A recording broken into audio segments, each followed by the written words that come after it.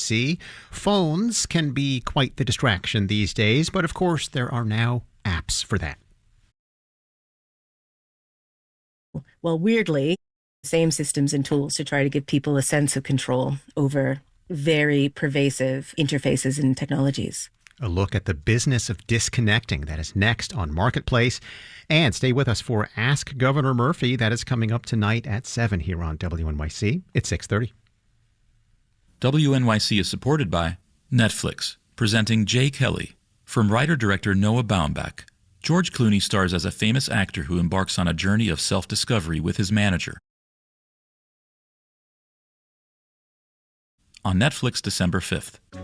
If you believe democracy requires a free WNYC 93.9 FM and AM 820, NPR News and the New York Conversation.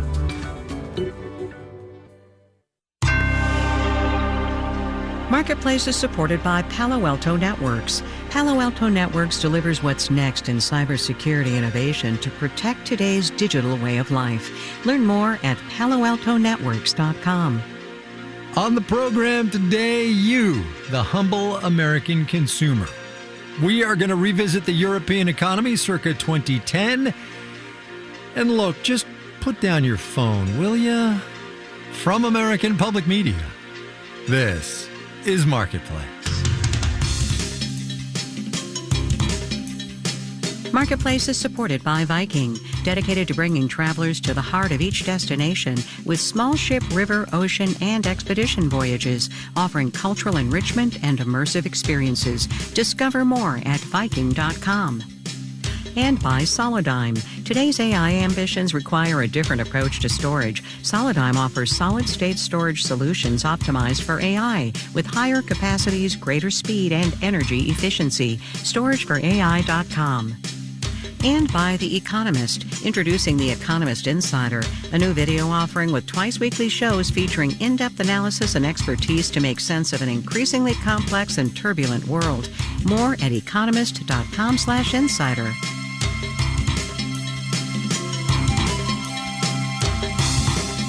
I'm Kai Risdall. It is Wednesday today. This one is the 12th of November. Good as it always is to have you along, everybody.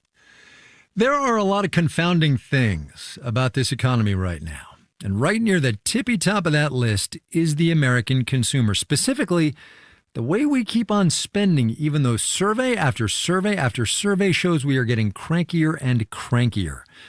Today's data point comes to us from the Bank of America Institute, which tracks credit card and debit card data, which in turn shows consumer spending was up a bit in October. That's month to month and year over year. But we're spending more in part because we can, and we're spending more in part, as Marketplace's Sabri Benishore reports, because we have to. Last month, at the dawn of holiday shopping season, consumers turned up the spending by almost 2.5%. The year-over-year growth rate is the fastest since early 2024. David Tinsley is senior economist at the Bank of America Institute. It's been increasing for the last 5 months. But spending more did not mean we got more. Tinsley says the amount of stuff we buy hasn't actually changed that much since January. We are just paying more for it. In part due to tariffs, in part due to just overall inflation. Matt Schultz is chief consumer finance analyst at LendingTree. Anybody who's thinking that the budget from last year is going to get them the same amount of gifts this year is probably going to end up being a little disappointed. On average, consumers are actually planning on spending less this holiday season, according to Conference Board senior economist Stephanie Guichard. On average, $990 on both gifts and non-gifts. This is down 6.9% from last year. That is what we have been telling ourselves and people who do surveys. What we say and what we do are different, though, and in reality, according to forecasters, we will probably spend more. We're expecting holiday spending to grow between 3.7 and 4.2% this year. That is a pretty positive number. Mark Matthews is chief economist at the National Retail Federation. One reason shoppers may end up spending more is because some of them can. They're supported by strong fundamentals like, continued wage growth, near record levels of household wealth, good disposable income growth. and relatively low unemployment. That said, there's a big divide between lower income and higher income spending right now. One tip from Lending Tree's Matt Schultz on staying within your holiday shopping budget: make a list before you go out. Impulse buys have wrecked a whole lot of holiday budgets over the years. Good luck, everyone. In New York, I'm Sabri Benishore for Marketplace. Seeing as how we do talk about consumers a lot on this program, maybe I should explain why we talk a lot about consumers on this program. It's not going to take long, I promise. According to the Federal Reserve Bank of St. Louis, in the second quarter of this year, spending by or on behalf of consumers was 68.2% of the entire economy. That's why. All right, with President Trump's plans for a 50-year mortgage getting, well, an underwhelming reception, it is worth remarking that we have just about come to that time of year when the housing market starts to hibernate. School's well underway. There are, of course, the holidays and the cold weather. NFL games, perhaps, taking priority over those Sunday open house visits, what have you. But come snow or rain or Thanksgiving dinner, there are signs would-be home buyers are more active now than in years past. The Mortgage Bankers Association reports mortgage applications were up 31% last week from the same time last year. Marketplace's Matt Levin has more now on the art and the science of holiday home buying. November and December are usually slow months for Craig O'Boyle, a real estate agent in Colorado Springs. But so far, slow season has been, well, less slow. On Friday, I got 3 offers on 2 listings that had kind of just sat for a while. And then I got an offer on another listing. They span all price ranges, like the lower end to the extreme higher end out here. The offers came in below listing price, which wasn't surprising. 'Tis the season for bargain house hunting. It's the same kind of mentality, people going out on Black Friday. Hey, I've had my eye on this house for a while. Maybe now I can get 10% off. Except instead of waiting in line outside Target ready to engage in hand-to-hand combat over the same TV, you're much less likely to run into competition at an end-of-year open house. People are just busy for the holidays. And if you do find a property still on the market, the sellers are usually eager to negotiate. You are kind of dealing with the leftovers from the year, to use a Thanksgiving metaphor. Daryl Fairweather is an economist at Redfin. Those homes have been sitting on the market for longer. The sellers, they start to get a little motivated. Most people who own a home, they want it to be done with by the time Thanksgiving and the holidays roll around. Investors and second homeowners are usually the big buyers this time of year. But this season, they may be joined by more regular home buyers looking to lock in a 6% mortgage rate on a 30-year fixed. Economist Danielle Hale at Realtor.com says even though rates started dropping a few months ago, we know that it takes some time for buyers to find out about and then react to lower mortgage rates. And last year, when mortgage rates dropped in September, we saw the pickup in home sales in November, December timeframe. Buyers may also be trying to lock in rates while they are relatively low. Again, economist Daryl Fairweather with Redfin. I think that there is a good chance that this might be a low point for rates and they might be higher come January. It's definitely not guaranteed that the Fed will cut. Mortgage rates are loosely tied to Fed rates, and it's unclear what Jay Powell and company will do next month, let alone what they'll do in 2026. I'm Matt Levin for Marketplace. Let alone indeed. Wall Street today, kind of mixed, kind of meh. We will have the details when we do the numbers.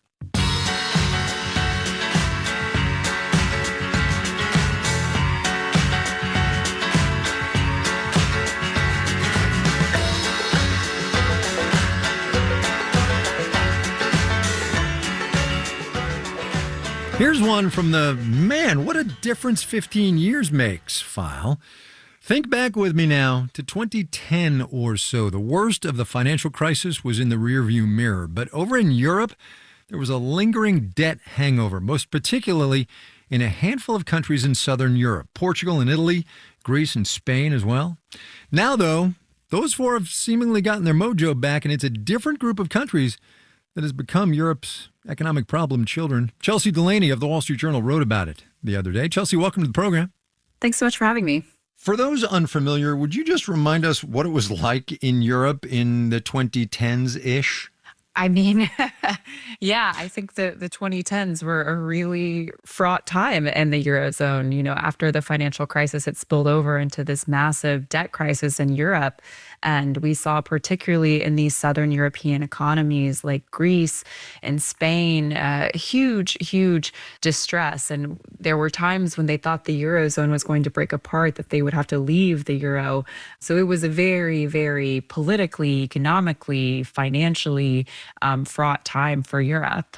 Yeah, my memory of that time is everybody was talking about ring fencing all that Greek debt. Now, though, as you point out in this piece, you and your colleagues, it's almost flipped a little bit, and Northern Europe are those are the countries that are somewhat challenged.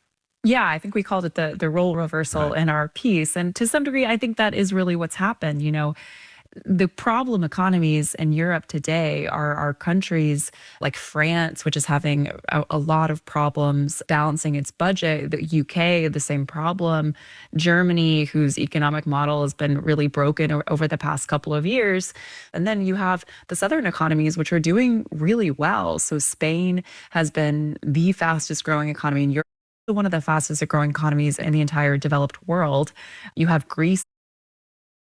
Even Italy, which is, you know, still stagnating a bit, has gotten a lot of praise from investors for really getting its budget in order. Its stock market had one of the best performances this year across Europe. So yeah, we've definitely seen a bit of a flip flop across Europe. Okay, why? Yeah, that's an excellent question. It's rooted in the Eurozone debt crisis. So back then, a lot of countries in Southern Europe received bailouts. And as part of those bailouts, they were basically forced to do austerity. So they had to cut pensions, they had to raise retirement ages, they had to privatize some of their industries. And that was, at the time, extremely painful for those economies. We saw unemployment soar, a lot of people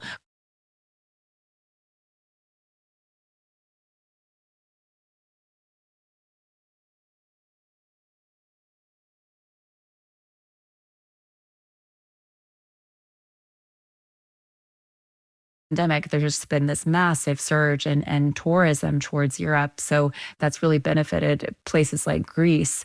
And then if you look at the Northern European side, it's kind of the opposite. The other thing that's happening, though, with the Northern European countries is there is nobody, you know, much as the Northern European countries forced the Southern European countries 15 years ago to adopt austerity measures and reform things, nobody's squeezing the Germans and the French and the Brits. Yeah, exactly. Like, you don't make the choice to cut spending unless you're absolutely forced to. And nobody's making the UK or France do that at this point. So they're just kind of continuing on with these patchworks of you know, trying to get spending down a little bit, but also not really addressing it in a major way. So there is really no consensus on how to address this right now. And nobody's really forcing them to. Just to bring it to U.S. shores for a second here, nobody's squeezing us either. And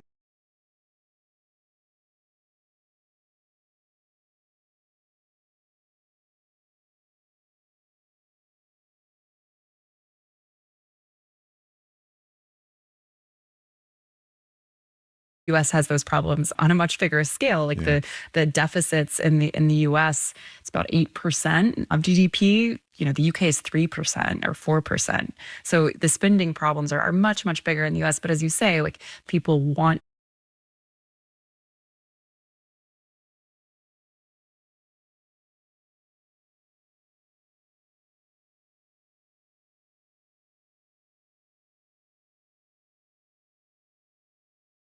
forcing the U.S. to make these tough choices. Right. Slowly and then all at once. Chelsea Delaney at The Journal.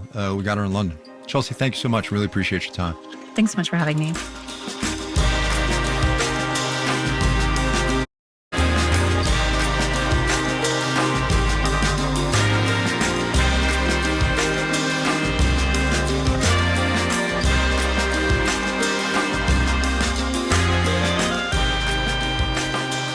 Corporate earnings season for quarter number 3 is coming to a close. NVIDIA is the last biggie we're going to get after the closing bell Wednesday next.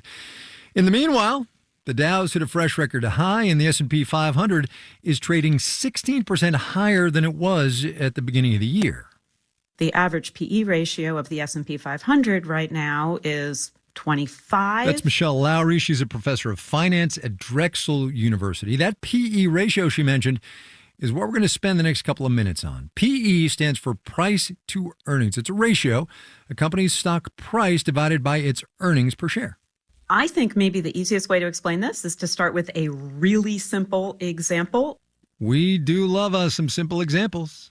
Let's take a company. Let's suppose it has earnings per share of $1. $1, got it. And we're going to make this company go out of business in the very near future. Sad, but okay. Go on. When it goes out of business, it's going to pay out all of its earnings. So how much would you pay for one share of stock of this company? You'd pay $1. Right. Pay $1, get $1. That company's PE ratio is 1. But suppose that this company is going to live for the foreseeable future. We're not going to kill it off tomorrow. It might make another $1 next year or more than $1 the following year. Investors, as they do, are going to price this stock based on their expectations of future growth, and the PE ratio thus goes up. Now, a huge chunk of the S&P gains of late have come because of the hundreds of billions of dollars that are being invested in artificial intelligence. So, bearing in mind that the average PE ratio on the S&P right now is 25, remember price to earnings, the ratio is 25. What does that tell us? People have very optimistic expectations of how fast these AI companies are going to grow into the future. That's PE present day. The historical context, as it always is, I'm obliged to point out, is helpful. There are kind of two episodes in the past where price earnings ratios have shot up to really high levels. John Steinson is a professor of economics at UC Berkeley. One was right before the Great Depression. Okay. The other one?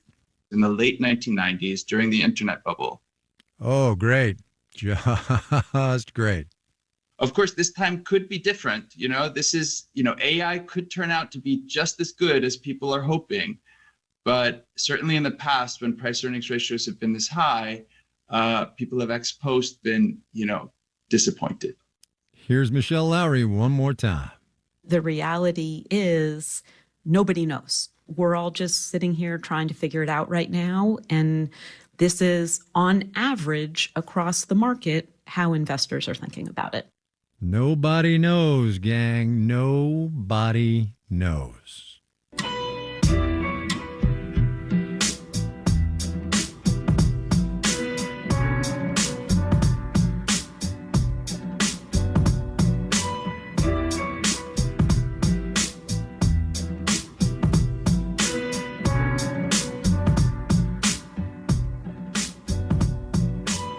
Coming up. And I have to do either push-ups or squats or something like that.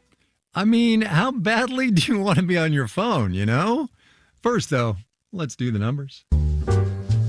Dow Industrials added 326 today. That is 0.7%, 48,254 on the blue chips. As I said, another record high. The NASDAQ down 61 points, about 0.25%, 23,406. The S&P 500 ticked up 4 points, 0.1%, 68.50. Matt Levin was telling us about the stronger than expected activity in housing.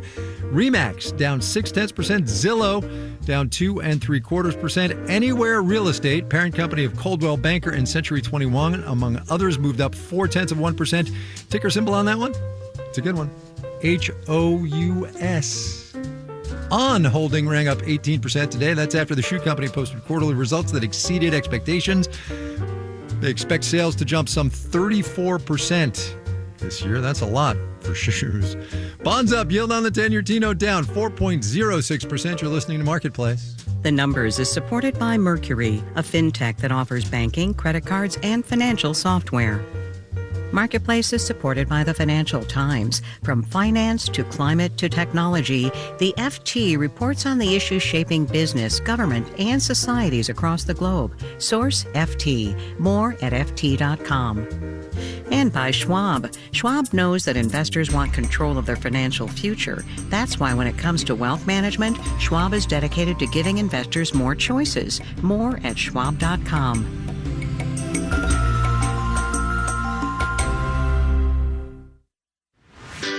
If it's time for you to say goodbye to your car, truck, boat, motorcycle, or RV, consider donating it to WNYC. We'll turn the proceeds from the sale of your vehicle or watercraft into the in-depth news and programming that keeps our community informed. Donating is easy, the pickup is free, and you'll get a tax deduction. Learn more at wnyc.org/car.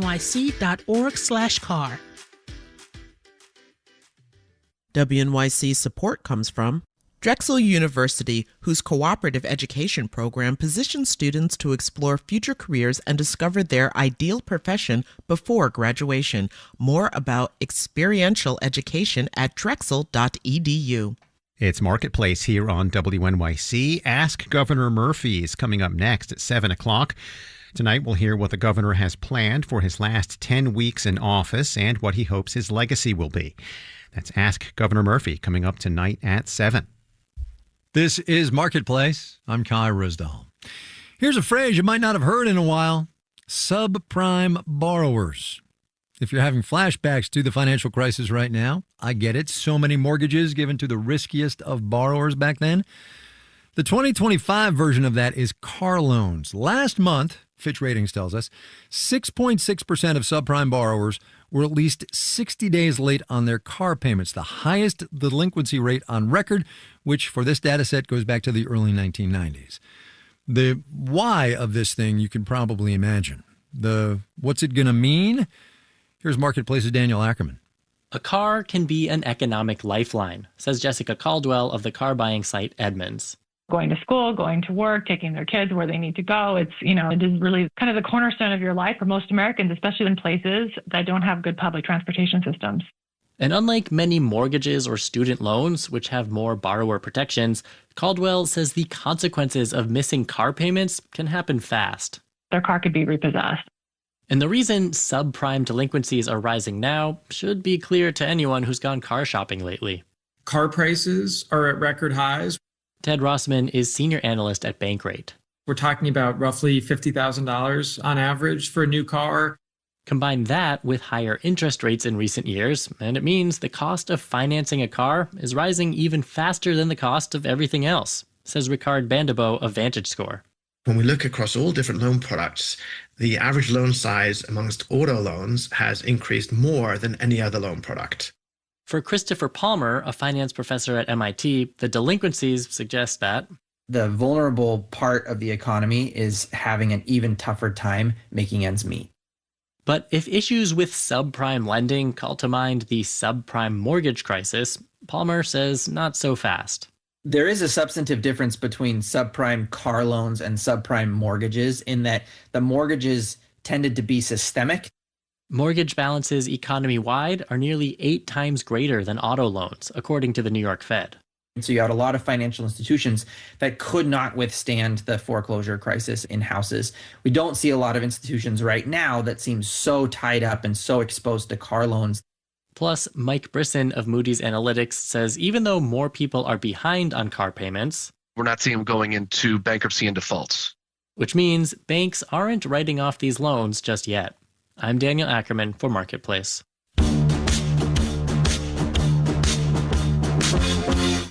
Hey, so how's your screen time these days? 3 hours a day? 7? More? No judgment here, I promise, but any guesses what it is on average? According to the healthcare data company Harmony Healthcare IT, it's 5 hours and 16 minutes. And you know what that is, right? It's a business opportunity for the cottage industry that's developing to help you get off your phone. Marketplace's Maria Hollenhorst reports. About a year and a half ago, a friend of mine told me about an app she'd downloaded to help curb her screen time. It turns on a camera and it watches me.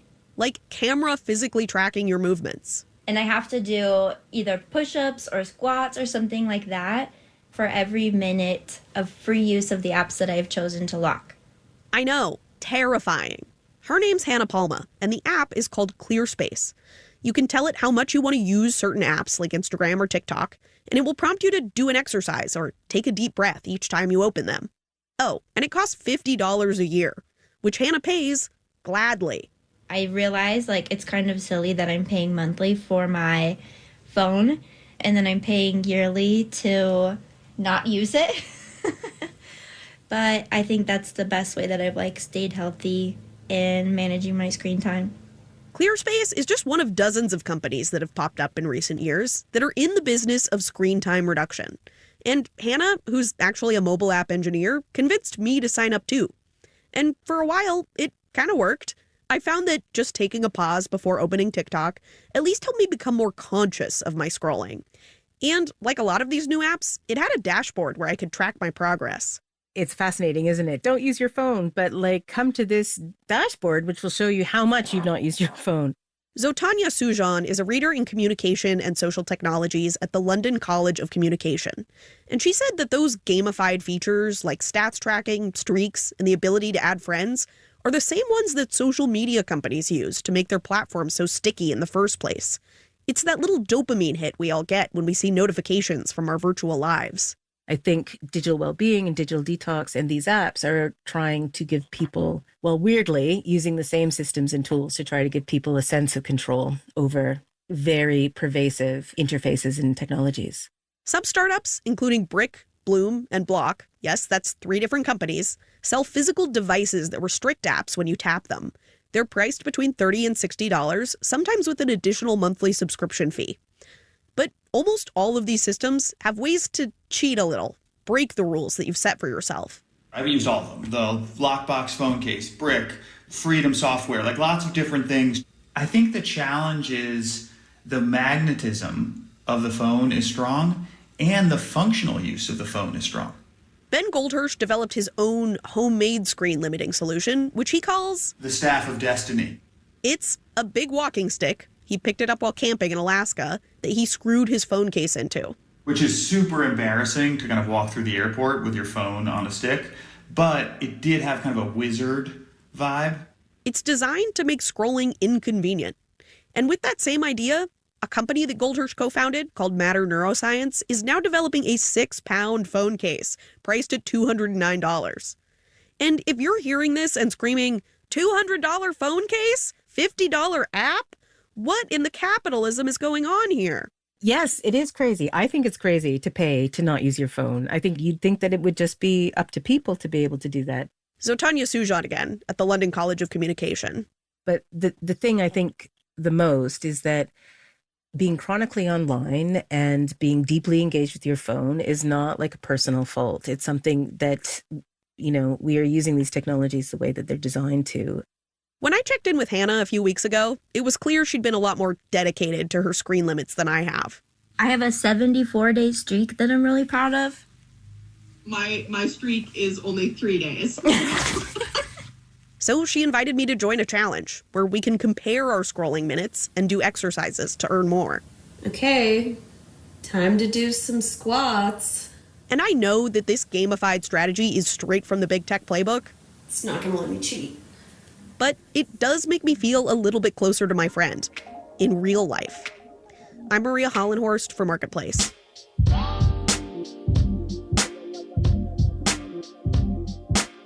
Marketplace is supported by Drexel University, whose cooperative education program provides students with opportunities to explore future careers and gain professional experience before graduation. More at drexel.edu.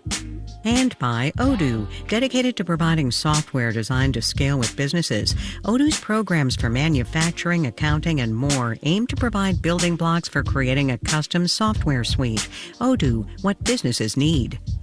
What in the name of capitalism indeed? This final note on the way out today, which I will observe, is the 12th day of the month. Perhaps not remarkable to most of you, but for those of us who mourn the loss of government economic data, it means we are all but for sure not going to get the November jobs data on schedule the first Friday of December. Why, you ask?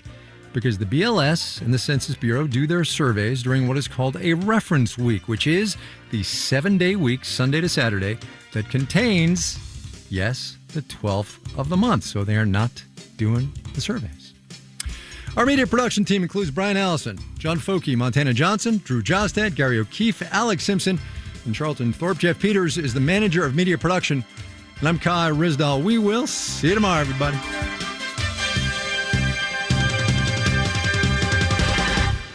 This is APM.